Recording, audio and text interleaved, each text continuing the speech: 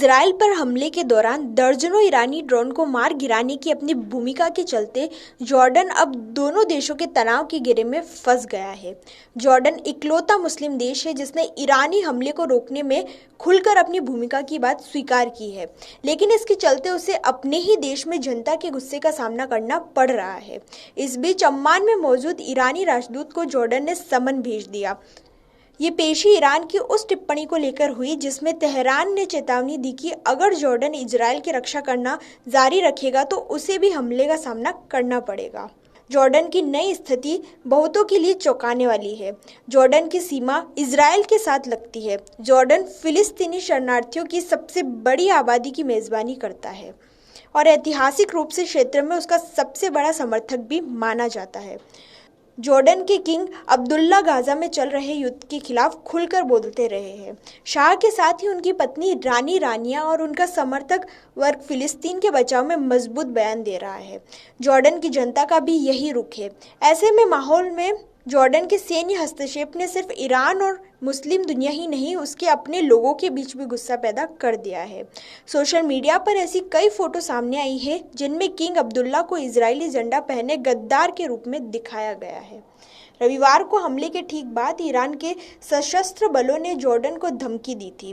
Force समाचार agency ने बताया कि ईरान की रिवॉल्यूशनरी गार्ड ने चेतावनी दी कि वे यहूदी शासन के खिलाफ दंडात्मक हमले के दौरान जॉर्डन की गतिविधियों की सावधानीपूर्वक निगरानी कर रहे थे। अगर जॉर्डन ने हस्तक्षेप किया तो वह उनका अगला लक्ष्य होगा। हालांकि ईरान के विदेश मंत्रालय ने सोमवार को विवाद को कम करने की कोशिश भी की। इसके प्रवक्ता नासिर कनानी ने तेहरान में एक ब्रीफिंग में अम्मान की भागीदारी को नज़रअंदाज कर दिया। उन्होंने कहा, मैं इन मिसाइलों को रोकने में जॉर्डन की भूमिका की पुष्टि या खंडन करने की स्थिति में नहीं हूँ और यह एक सैन्य मुद्दा है जिस पर संबंधित अधिकारियों को टिप्पणी करनी चाहिए।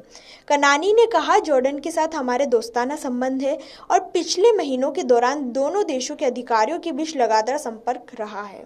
कनानी ने उम्मीद जताई कि अरब देश 1 अप्रैल को सीरिया में अपने वाणिज्य दूतावास पर हमले के लिए ईरान की वैध प्रतिक्रिया का समर्थन करेंगे।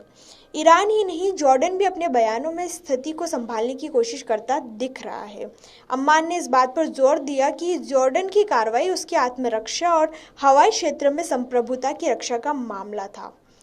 जॉर्डन के विदेश मंत्री अयमान अल सफादी अपने फिलिस्तीन समर्थक बयानों के लिए जाने जाते हैं। उन्होंने कहा कि ईरानी ड्रोन और मिसाइलों के गिरने का खतरा था। अगर ये खतरा इजराइल से आया होता तो भी जॉर्डन यही कार्रवाई जारी रखता। जॉर्डन के राजा के समर्थकों ने आगे बयान जारी कर कहा, हम इजराइल के सहयोगी रक्षक या कठपुतली नहीं है। जॉर्डन की कार्रवाई उसके अपने सुरक्षा हितों के अनुरूप थी। ईरानी हमले के बाद जॉर्डन कैबिनेट ने एक बयान जारी कर कहा कि वे अपनी जानकारी के लिए सोशल मीडिया के बजाय केवल आधिकारिक स्रोतों पर ही भरोसा करें। Video desk अमरउजाला.com।